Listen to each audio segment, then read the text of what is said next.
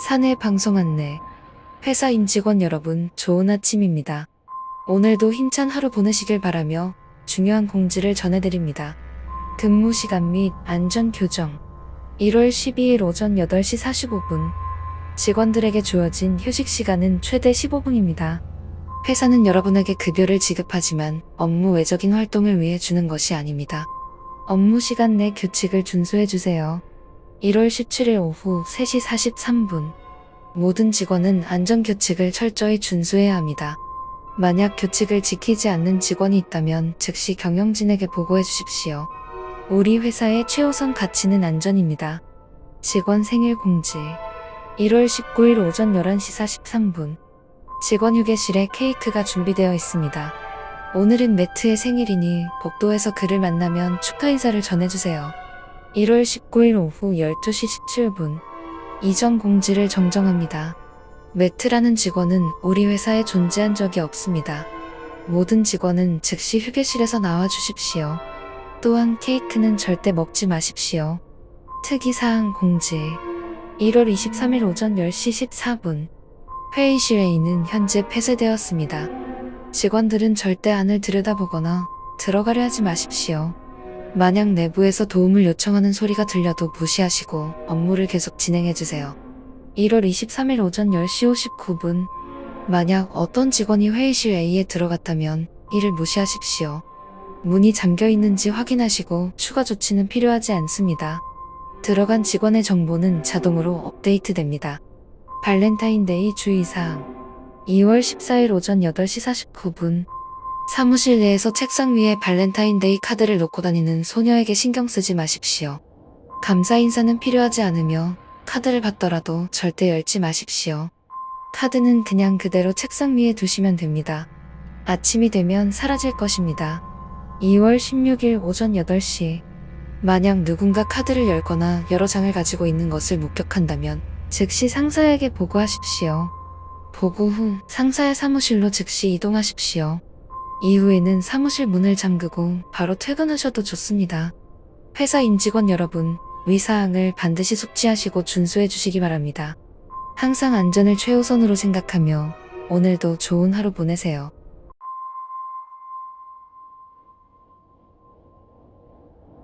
서울국립박물관 야간 경비 지원자 여러분께 우선 국립박물관 야간 경비팀 80기에 지원해주신 여러분께 깊은 감사를 드립니다.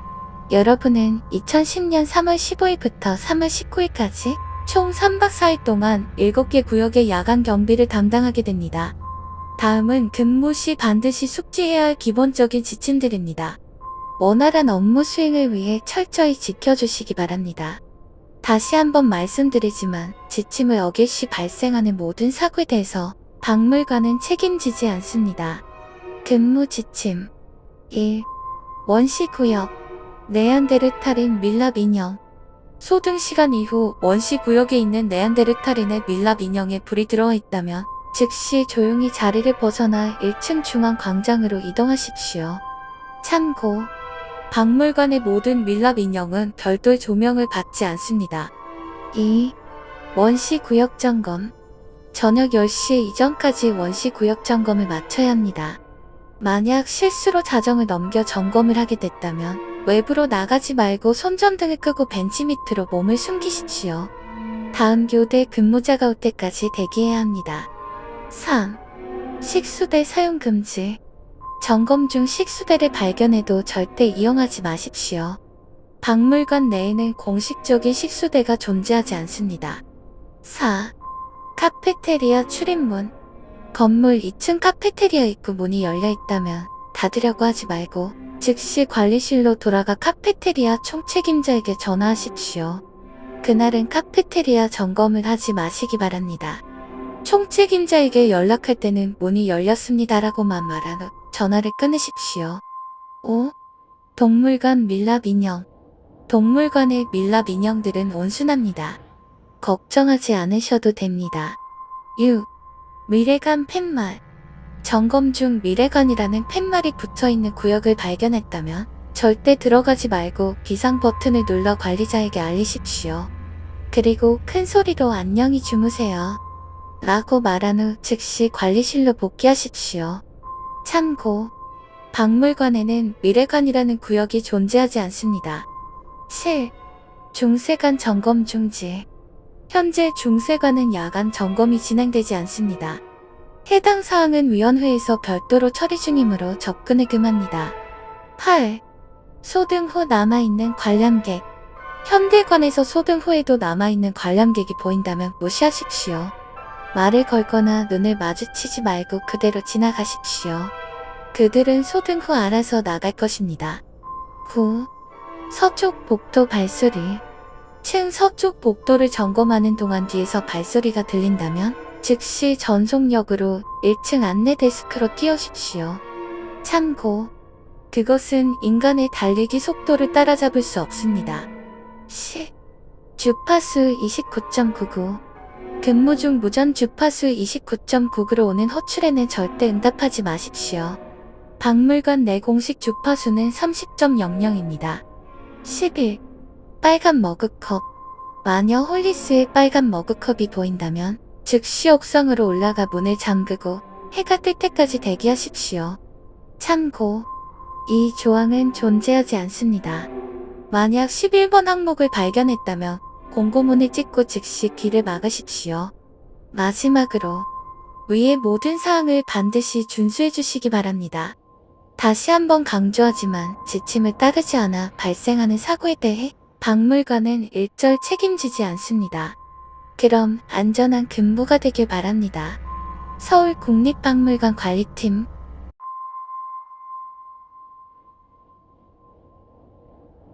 환영합니다. 우리 매장의 새로운 야간 근무자가 되신 걸 축하드려요. 원래 전임자가 업무를 인계해줘야 하는데 갑작스럽게 그만두는 바람에 제가 대신 설명해 드리게 됐어요. 조금 미안하네요. 이곳에서 일하는 동안 꼭 기억해야 할 사항들을 정리해 두었어요. 지금부터 하나씩 알려드릴 테니 나중에 한 번 더 확인하고 숙지해주세요. 1. 출근은 꼭 해가 지기 전에.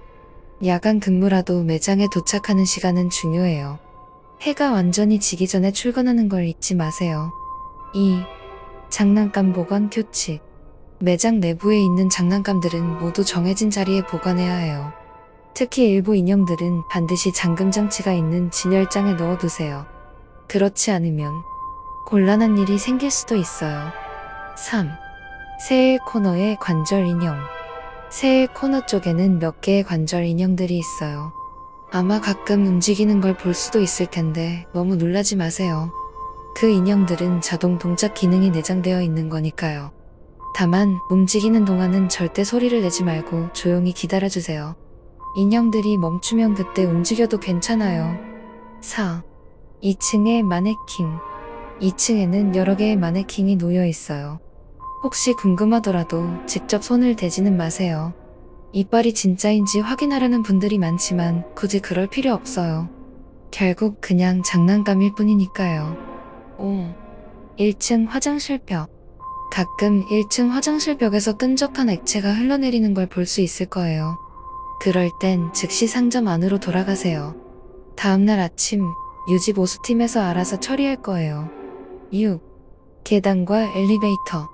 층간 이동할 땐 가급적 계단을 이용하세요. 만약 어쩔 수 없이 엘리베이터를 탄다면 절대로 위를 쳐다보지 마세요. 7.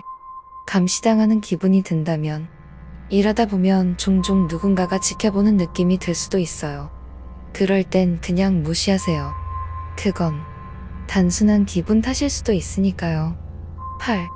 키친 토이 코너. 주방놀이 장난감들이 있는 곳에서는 절대 냄비나 뚜껑을 열지 마세요. 가끔 썩은 냄새가 날 수도 있지만 신경 쓰지 마세요. 다음 근무자가 처리할 거예요. 9. 매장 안내도. 우리 매장의 안내도는 항상 정확하지 않아요. 믿고 따라가기보다는 직접 보고 판단하는 게 좋아요. 10. 3층 오른쪽 끝의 화장실. 야간에는 이 화장실 문이 잠겨 있을 거예요. 혹시 안에서 두드리는 소리가 들려오더라도 그냥 지나쳐주세요. 열어줄 필요도 신경 쓸 필요도 없어요. 11. 인형들의 멘트. 아기 장난감 코너에 있는 인형들은 녹음된 멘트를 재생할 수 있어요. 하지만 가끔 재생되지 않는 인형도 있어요. 혹시라도 그 인형들이 노래를 부르기 시작한다면 아무 말도 하지 말고 즉시 매장을 떠나세요. 12. 베이비돌 코너. 2층의 베이비돌 코너는 그냥 지나쳐주세요. 혹시 눈을 깜빡이는 것 같더라도 신경 쓰지 마세요. 아침에 들어오는 주간 직원들이 처리할 거니까요. 13. 선물을 준비 못했어요. 마지막으로 가장 중요한 규칙이에요. 가끔 문을 열어달라고 조르는 사람들이 있을 거예요. 생일인데 선물을 받지 못했다며 애원할 수도 있어요. 절대로 문을 열어주지 마세요. 그 어떤 말에도 절대 흔들리지 마세요. 그럼 오늘 밤도 잘 부탁드려요. 아침까지 무사히 만날 수 있기를 바랍니다.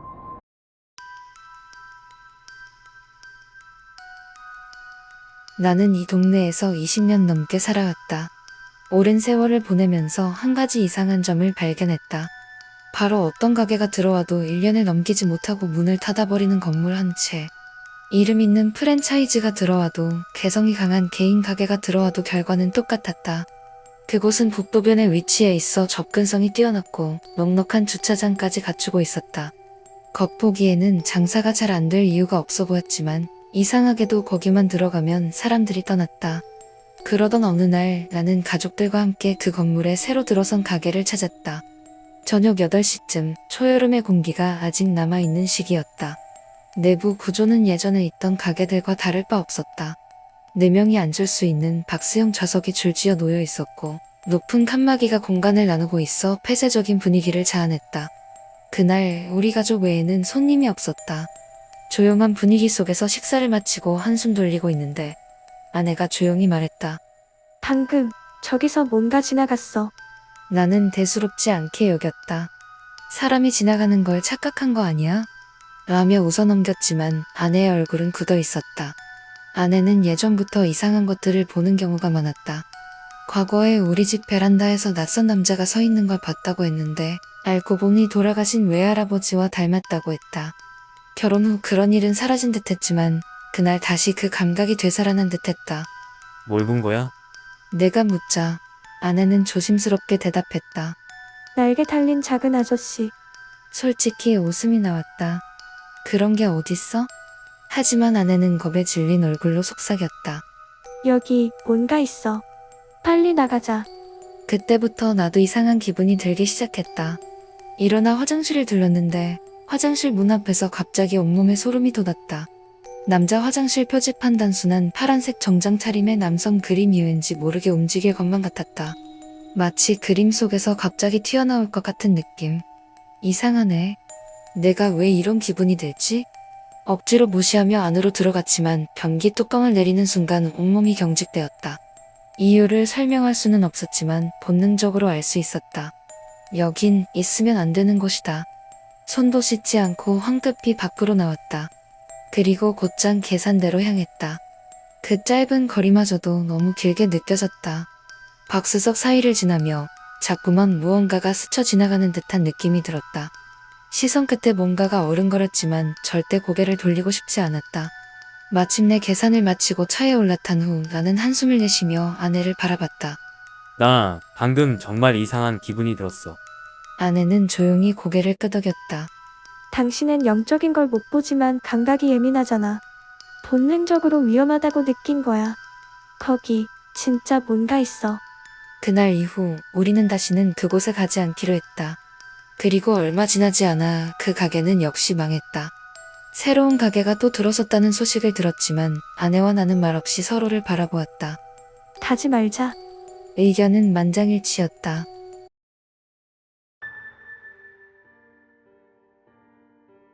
내가 본가에서 지내던 시절 가위 눌림이나 알 수 없는 현상에 자주 시달리곤 했다.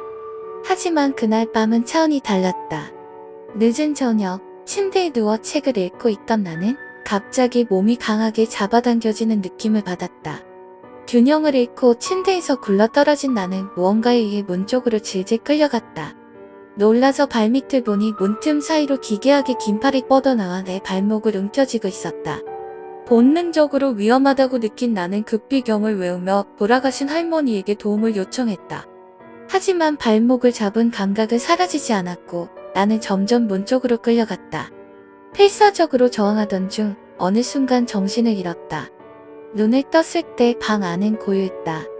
다행히 팔은 사라져 있었고 나는 깊은 안도감을 느끼며 다시 잠자리에 들었다. 그런데 얼마 지나지 않아 여동생의 방에서 날카로운 비명 소리가 울려 퍼졌다. 아버지가 급히 방으로 달려갔고 뒤이어 나도 따라 들어갔다. 여동생은 침대 위에서 울고 있었고 다리는 비정상적으로 부어올라 있었다. 병원에 실려간 여동생은 복합골절 판정을 받았다.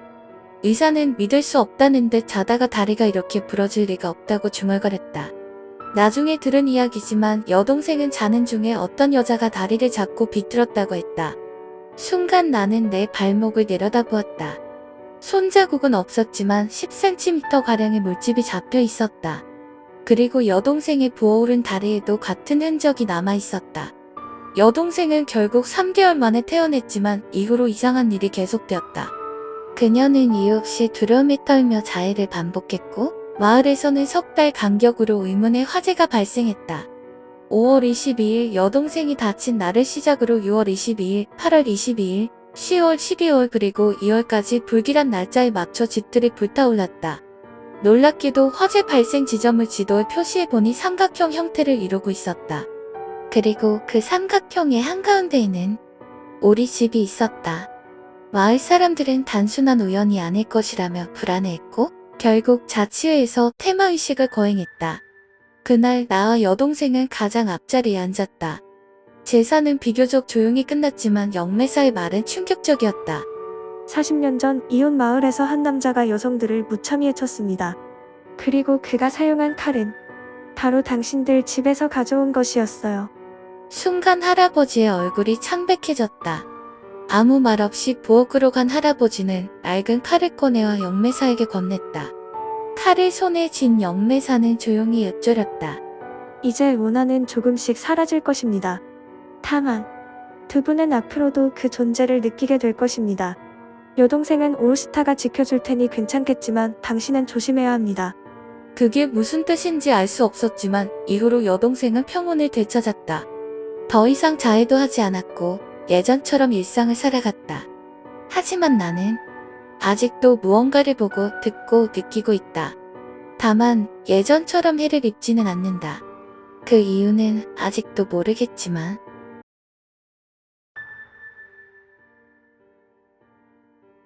그날은 세미나가 늦게 끝나는 바람에 마지막 전철을 타고 집으로 향하고 있었다.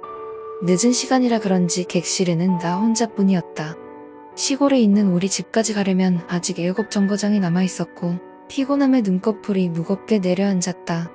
꾸벅꾸벅 졸던 중 문득 오싹한 한기가 느껴졌다. 마치 냉기가 살갗을 파고드는 것처럼. 에어컨을 너무 세게 틀었나? 몸을 움츠리며 두리번거렸지만 온도 조절 장치는 멀쩡해 보였다. 그런데 그때였다. 쿠샤쿠샤. 어디선가 들려오는 이상한 소리. 마치 비닐봉지를 꾸깃꾸깃 구기는 것 같기도 하고 눌린 한숨소리 같기도 했다. 소리의 근원을 찾으려 고개를 돌리다 문득 깨달았다. 위쪽에서 들린다. 천천히 시선을 들어 올리자 선반 위에 무언가가 있었다. 나는 출입문 옆 보조석에 앉아 있었고 그것은 맞은편 보조석 위 선반에 몸을 길게 뉘인 채 나를 내려다보고 있었다. 머리는 부스스하게 헝클어져 있었고 얼굴은 기묘한 보랏빛을 띠고 있었다. 마치 오랫동안 흙 속에 묻혀있던 것처럼 피부가 갈라져 있었다. 남자인지 여자인지 젊은지 늙었는지도 알 수 없었다. 하지만 더 무서운 건 그 눈이었다. 창백한 얼굴 위 누렇게 뜬 눈알이 끊임없이 이리저리 굴러다녔다. 나를 향하고 있는 것 같지는 않았지만 알 수 없는 불안감이 엄습했다. 눈을 마주쳐서는 안 돼. 그런데도 이상하게 나는 눈길을 돌릴 수 없었다. 마치 몸이 얼어붙은 듯 눈을 깜빡이는 것조차 잊어버린 느낌이었다. 쿠샤쿠샤. 그것은 계속해서 알아들을 수 없는 단어를 중얼거렸다. 숨을 삼키는 순간 전철이 덜컹거리며 다음 역에 도착했다. 나는 거의 뛰듯이 전철에서 내려 역 밖으로 내달렸다. 2정거장이나 떨어진 집까지 걸어가야 한다는 사실도 깊어가는 밤의 어둠도 상관없었다. 그것과 같은 공간에 있다는 것 자체가 견딜 수 없었으니까. 숨을 고르며 집으로 향하는 길, 어둠 속에서 들려오는 소리가 있었다. 쿠샤쿠샤. 옆집에서 나는 소리였다. 아마도 고양이가 장난치는 소리일 거라고 나는 애써 믿어보기로 했다.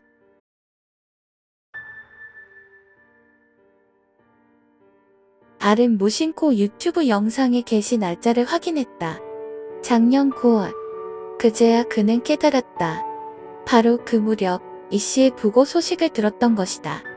순간 소름이 쫙 돋았다. 심장이 철렁 내려앉았다. 뭔가 불길한 예감이 들었다. 알은 조심스럽게 댓글란을 열어보았다. 거기에는 이해할 수 없는 그러나 섬뜩하기 그지없는 댓글들이 줄지어 있었다. 요코다 미사토 사망했습니다. 감사합니다. 교통사고였습니다. 미시카와 요코 사망했습니다. 화재였습니다. 감사합니다. 또 부탁드립니다. 사와노 유지 죽었습니다. 감사합니다. 익사였습니다. 요시나카 쇼타 죽었습니다. 감사합니다. 철학사였습니다. 다음에도 부탁드립니다. 알의 손끝이 떨렸다. 숨이 가빠졌다. 그러다 스크롤을 내리는 순간 그 안에서 익숙한 이름이 보였다. 이가와 애니코 죽었습니다. 감사합니다. 뛰어내렸습니다. 그 순간 알은 반사적으로 휴대폰을 내려놓았다. 이 씨의 죽음. 그는 확실히 알고 있었다. 분명 투신 자살이었다. 하지만 이 영상이, 이 댓글이 어떻게 그 사실을 알고 있었던 걸까? 심장이 미친 듯이 뛰었다. 손바닥에 식은땀이 흥건했다. 다시 영상을 확인해야겠다는 생각에 알은 황급히 시청 기록으로 들어갔다. 하지만 그 영상은 이미 삭제된 상태였다. 지워진 영상, 정체불명의 댓글들, 그리고 이 씨의 죽음. 그 영상은 대체 무엇이었을까? 혹시라도 여러분이 유튜브에서 이상한 영상을 보게 된다면 꼭 댓글을 확인해 보시길. 그 안에 여러분의 이름이 적혀 있지는 않은지.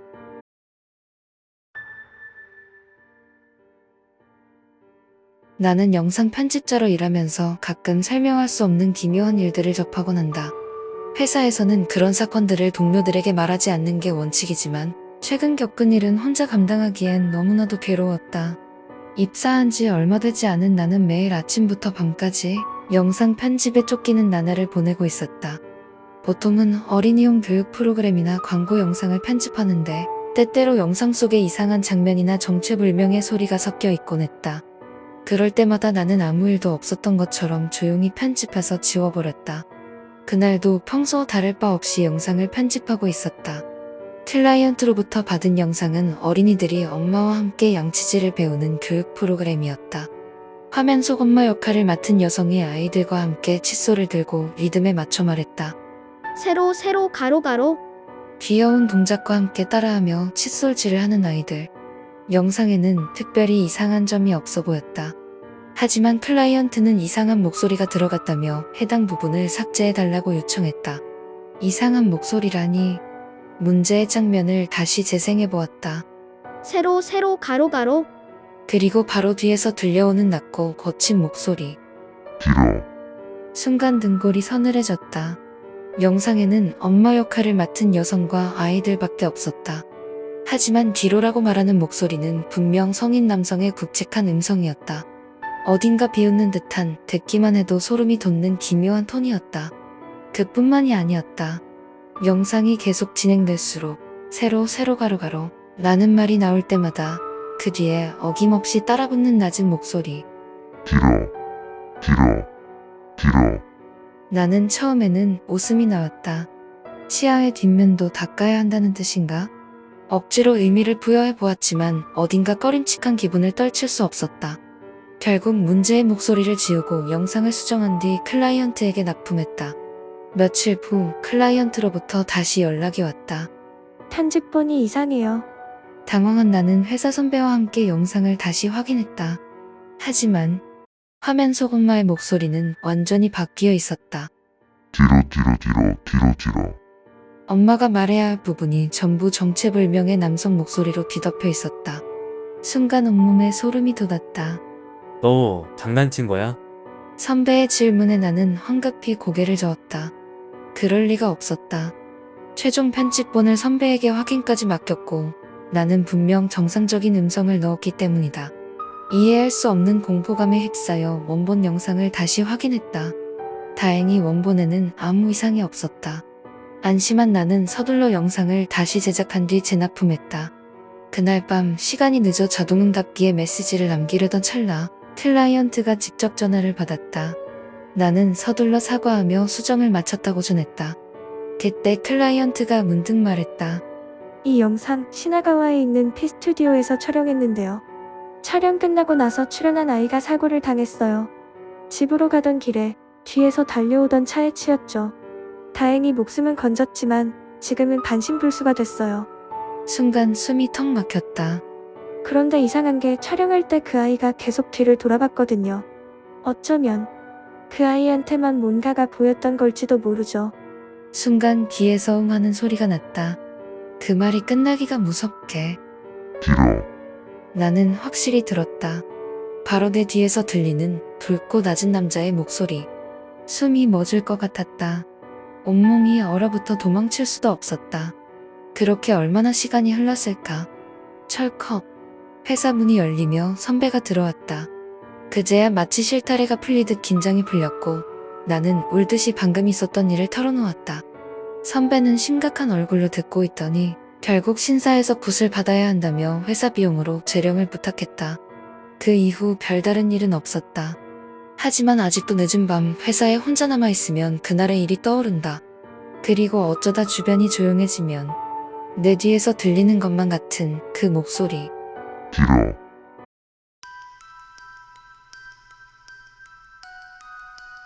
이 이야기는 내가 아는 사진작가 후보 씨에게 직접 들은 이야기다. 후보 씨는 삼국지를 좋아하는 열렬한 팬이었다. 그래서 전문대생 시절 삼국지 유적지를 직접 돌아보겠다는 계획을 세웠다. 그는 일본 고베에서 배를 타고 상하이로 건너갔고 그곳에서 일주일 동안 여행 계획을 세우며 게스트하우스에서 머물렀다. 그곳에서 만난 사람들 중 특히 친해진 사람이 있었다. 모태기 씨라는 한 살 많은 남자로 일본에서 카메라맨의 어시스턴트로 일하고 있었다. 같은 간사이 출신이라 더욱 친근하게 느껴졌고 둘은 쉽게 친구가 되었다. 모태기 씨는 휴가를 내어 상하이 거리를 촬영하다가 일본으로 돌아갈 예정이었는데 하필이면 후보 씨가 여행을 떠나는 날이 모태기 씨가 귀국하는 날과 겹쳤다. 그 전날 게스트하우스에서 친해진 사람들과 작은 송별회를 열었다. 시간이 흐르면서 분위기가 무르익었고 누군가가 심령 체험 이야기를 꺼냈다. 호텔에서 겪은 오싹한 경험이었는데 이를 계기로 자연스럽게 괴담 토크가 시작되었다. 후보 씨도 한몫 거들며 자신이 알고 있는 이야기들을 꺼냈다. 그런데 유독 모태기 씨만은 아무런 이야기도 하지 않았다. 모태기 씨도 뭔가 얘기해봐요. 다들 술 기운에 부추겼지만 그는 단호하게 고개를 저었다. 아니, 나는 그런 거 없어. 들은 이야기라도 좋고 그냥 만들어도 돼. 하지만 모태기 씨는 계속해서 거절했다. 그러다 결국 그가 입을 열었다. 봉인해 두었으니까. 그 말에 모두의 관심이 집중됐다. 뭔가 있는 것 같았다. 다들 더욱 듣고 싶어졌고 필사적으로 졸랐다. 봉인했으니까 말할 수 없어. 모태기 씨는 단호했다. 하지만 술에 취한 쿠보 씨는 집요했다. 언제? 어디서 봉인했습니까? 잠시 침묵하던 모태기 씨는 마지못해 대답했다. 고등학생 때. 그럼 일본에서 봉인했다는 뜻이네요? 지금은 중국이니까 괜찮잖아요. 그 말에 모태기 씨는 잠시 고민하는 듯 하더니 결국 조용히 고개를 끄덕였다. 뭐, 얘기해도 돼. 그렇게 이야기가 시작되었다. 모태기 씨는 고등학생 시절 오사카의 한 피자 가게에서 아르바이트를 하고 있었다. 어느 날 마지막 배달을 마치고 집으로 돌아가 잠이 들었다. 그런데 다음날 학교에서 교무실로 불려갔다. 그곳엔 경찰이 와 있었다. 어제 어디에 있었습니까? 그의 알리바이를 물었다. 경찰은 그에게 특정한 주소를 아느냐고 물었다. 그곳은 바로 전날 마지막으로 피자를 배달했던 곳이었다. 네, 기억납니다. 어머니로 보이는 분이 피자를 받았어요. 안쪽에 3살 정도 되어 보이는 아이가 있었습니다. 경찰은 고개를 끄덕였다. 그 집에서 무슨 일이 있었는지 아십니까? 모태기 씨는 고개를 저었다. 그러자 경찰은 차분히 설명했다. 피자를 배달한 직후 남편이 집에 돌아와 아내와 아이를 목돌라 살해한 뒤 스스로 목숨을 끊었습니다. 끔찍한 사건이었다. 모태기 씨는 마지막으로 그 가족을 본 사람이었고 그 때문에 경찰은 그의 알리바이를 확인하려 했던 것이었다. 이후 사건은 점점 소문이 퍼졌다. 아무에게도 말하지 않았는데도 모태기 씨가 사건과 관련 있다는 이야기가 학교 전체에 퍼진 것이다. 처음엔 부담스러웠지만 점차 그는 자신이 주목받고 있다는 사실에 묘한 쾌감을 느끼기 시작했다. 주목받을 일이 없었던 조용한 학생이었던 그에게 사건 이야기는 일종의 관심을 받는 도구가 되었다. 하지만 점점 분위기가 변했다. 친구들은 그의 이야기를 듣고 조롱하기 시작했다. 내가 죽인 거 아냐? 그런 말을 들어도 모태기 씨는 그냥 웃으며 넘겼다. 그래, 사실은 내가 죽였어. 그러던 어느 날 한 번도 말을 섞어본 적 없는 여학생이 다가와 말했다. 그 얘기, 이제 그만하는 게 좋아. 그녀는 떨리는 목소리로 덧붙였다. 그 이야기를 할 때마다 내 뒤에서 팔이 떠다녀. 그녀는 수업 시간마다 모태기 씨로부터 10m쯤 떨어진 곳에서 팔꿈치부터 위쪽만 둥둥 떠있는 팔을 봤다고 했다. 그리고 그 이야기를 할 때마다 그 팔이 점점 가까워졌다고 한다. 지금은 어느 정도야? 모태기 씨가 묻자 여학생은 천천히 목에 손을 올렸다. 지금은 이렇게. 그날 이후 모태기 씨는 그 이야기를 다시는 하지 않았다. 봉인해버렸다. 이야기가 끝나고 연회는 무겁게 마무리되었다.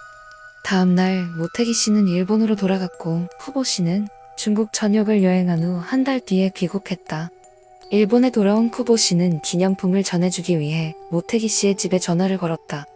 전화를 받은 것은 그의 어머니였다. 안녕하세요. 저는 중국에서 모태기 씨와 함께 있었던 친구인데요. 혹시 모태기 씨 계신가요? 잠시 침묵이 흐른 뒤에 어머니가 조용히 말했다. 없습니다. 그리고 전화를 끊었다. 나중에 알게 된 사실은 모태기 씨가 일본에 돌아온 바로 그날 스스로 목을 매 숨졌다는 것이었다. 후보 씨는 생각했다. 정말 스스로 목숨을 끊은 걸까? 아니면 그 이야기가 정말로 봉인된 저주였던 걸까?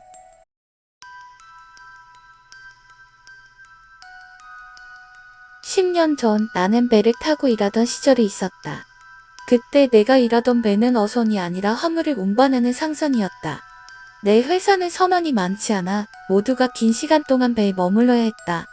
어느 항구에서 짐을 싣고 내리고 배가 떠난 후 선원 중 한 명이 배의 통로에서 작은 상자를 발견했다.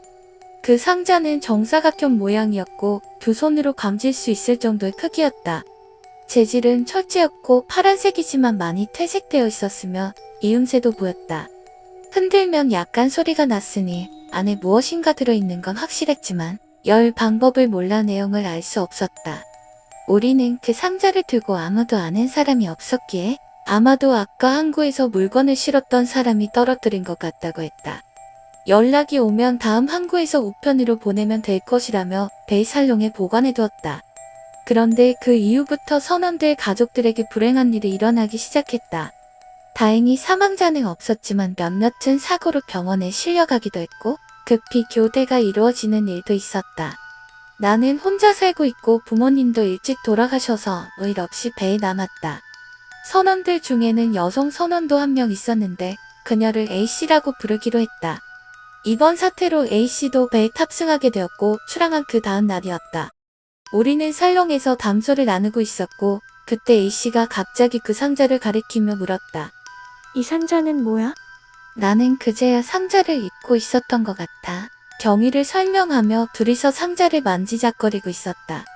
그런데 갑자기 A씨가 의자에서 일어나 벽을 향해 머리를 부딪히기 시작했다. 나는 깜짝 놀라 잠시 멈칫했다. 이유를 알 수 없어 당황했지만 상자를 빠르게 주머니에 넣고 A씨를 제압했다. 그 와중에도 A씨는 목소리를 낮추며 으르렁거리며 난동을 부리고 있었다. 다른 선원들이 와서 A씨를 진정시키고 침실로 옮긴 후 상태를 살펴보니 기절한 것처럼 잠잠해졌다. 다음 항구가 가까워서 2시간 후 병원으로 이송되었고 A씨는 깨어난 후 자신이 겪은 일을 전혀 기억하지 못했다. 결국 A씨는 입원하게 되었고 나는 휴가를 떠나게 되었다. 그때 상자가 떠올랐고 일련의 사건들이 그 상자와 관련이 있다는 것을 깨달았다. 그래서 영감이 강한 지인에게 전화를 걸어 상담을 받았다. 그는 실물을 보지 못했기에 구체적인 조언은 못했지만 재령을 받는 것이 좋다고 하여 B씨라는 사람을 소개받았다. B씨는 나이를 먹은 강인한 얼굴을 가진 남자였다. 그는 내게 이렇게 말했다. 당신은 끔찍한 것을 가지고 온 것 같군요. 나는 그 상자를 말하는 건가요? 라고 물었고 그는 답했다. 그 상자는 저주의 종류지만 그 힘이 많이 약해져서 사람들이 죽지는 않았어요. 그러나 저는 이걸 다룰 수 없어요. 이 상자를 처리할 전문적인 곳에 가져가야 합니다. 나는 다시 물었다. 그 상자가 그렇게 위험한 건가요? 아니면 그 안에 들어있는 것이 위험한 건가요? 안에 들어있는 게 이 저주의 핵심입니다. 상자를 부수면 큰일 날 뻔했어요. 그럼 B씨는 그 안에 무엇이 들어있는지 아세요? 라고 묻자 그는 잠시 침묵한 뒤 이렇게 말했다. 정확하게 알 수는 없지만 대충 짐작은 가요. 그런데 그걸 알게 되면 후회할 거예요. 그 이후 나는 별다른 일이 없었지만 A씨는 몇 달 후 원인 불명의 급사로 세상을 떠났다. B씨와는 그 뒤로 연락이 두절되었다. 그 상자 속에는 도대체 무엇이 들어있었던 걸까? 인터넷에서 우연히 비슷한 이야기를 읽게 되었는데 상자의 내용물은 무엇인지 알 수 없어 불안한 기분이 들었다.